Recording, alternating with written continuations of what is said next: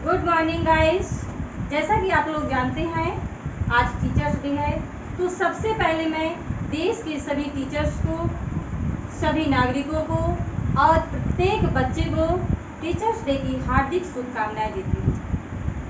सन 1962 से teachers day शिक्षक दिवस मनाया जाता है, क्योंकि इस दिन डॉक्टर सर्वपल्ली राधाकृष्णन का जन्म हुआ था। बच्चे इनके जन्मदिन की खुशी में टीचर्स डे मनाते हैं, क्योंकि सर्वपल्ली राधाकृष्णन एक शिक्षक थे और हमारे देश के द्वितीय राष्ट्रपति। तो बच्चे इनके जन्मदिन की खुशी में इनका ये दिन शिक्षक दिवस के रूप में मनाते हैं। मैं देश के प्रत्येक बच्चे को मोटिवेशनल स्टोरी के माध्यम से कुछ कहना चाहती हूँ।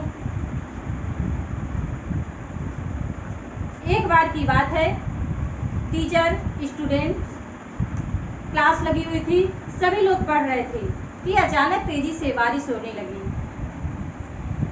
गुरु या टीचर्स उस बारिश को देख करके सभी बच्चों से बोले, बच्चों मैं आज आप लोगों से वादा करता हूँ, मैं आज आप लोगों को 100 रुपए दूंगा, जिससे आप अपनी मनपसंद चीजें खरीद सकते हैं। सभी बच्चे इस बात को सुनकर के बहुत खुश हुए और सभी के मन में ख्याल उठने लगा।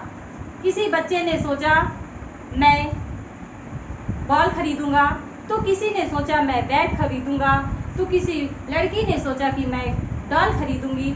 उसी क्लास में एक बच्चा था और टीचरों ने, जो टीचर पढ़ा रहे थे, उन्होंने सभी बच्चों से पूछा आखिरकार आपकी पसंद क्या है और आप क्या खरीदोगे।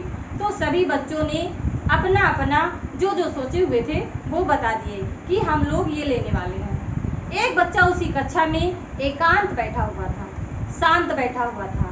टीचर्स की नज़र उस पर गई और वो वहाँ पे गए और पूछे, बेटा आपने क्या सोचा, आप क्या लोगे। उसने जवाब दिया, सर मैं अपनी माँ के लिए चश्मा लूँगा, क्योंकि मेरी माँ मुझे पढ़ाती है, मेरे लिए बहुत कुछ करती हैं और उनका चश्मा टूट गया है, तो सर मैं इस पैसे से अपनी माँ के लिए चश्मा लूँगा।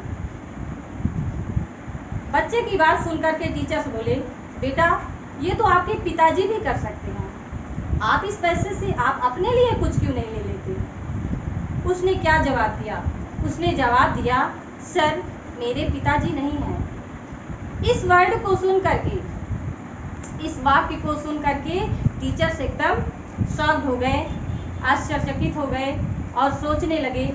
उनकी आंख भर आई और उन्होंने उसे गले लगा लिया और कहा, बेटा ये तो मैं अपने वादे के मुताबिक तुम्हें 100 रुपए दे रहा हूँ, तुम इसे ले लो और अपने लिए कुछ ले लेना, और ये 100 रुपए मेरी तरफ से, मैं ये तुम्हें कर्ज के रूप में दे रहा हूँ, तुम जाके इससे अपनी माँ के लिए चश्मा ले लेना, और ये कर्ज के रूप में मैं तुम्हें दे रहा हूँ, तुम जिस दिन अपने सपने को पूरा कर लोगे उस दिन आना और मेरा ये 100 रुपए वापस कर देना।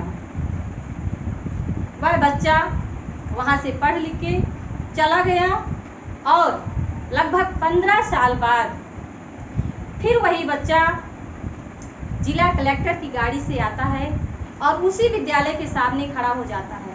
उस टाइम पे टीचर बुढ़े हो चुके होते हैं और वहाँ का जो स्टाफ होता है, जब जिले कलेक्टर की गाड़ी को देखते हैं तो सभी हकबक्के रह जाते हैं, यानी कि एकदम शॉक्ड हो जाते हैं। देखते हैं, अरे बाप रे, ये जिला कलेक्टर की गाड़ी यहाँ। लेकिन जब वो गाड़ी आके रुकती है और उससे वही बेटा निकलता है जिसको गुरु ने आशीर्वाद दिया था, बोला था, बेटा तुम्हारा ये सपना पूरा होगा, आप जो सोचोगे वो पूरा होगा, आप जो है इसको मुझे कर्ज के रूप में जो मैंने दिया इसको वापस कर देना। वही बच्चा गाड़ी से उतरता है और जाके सर के अपने अध्यापक के चरण छूता है। जैसे ही चरण छूता है तो वो अध्यापक उसको उठा के सीने से लगा लेते हैं और उसे आशीर्वाद देते हैं, बेटा तुम्हारी सोच ही तुम्हारी सबसे बड़ी कमाई है, अगर शायद तुम ये नहीं सोचते तो आज यहाँ तक नहीं पहुँचते।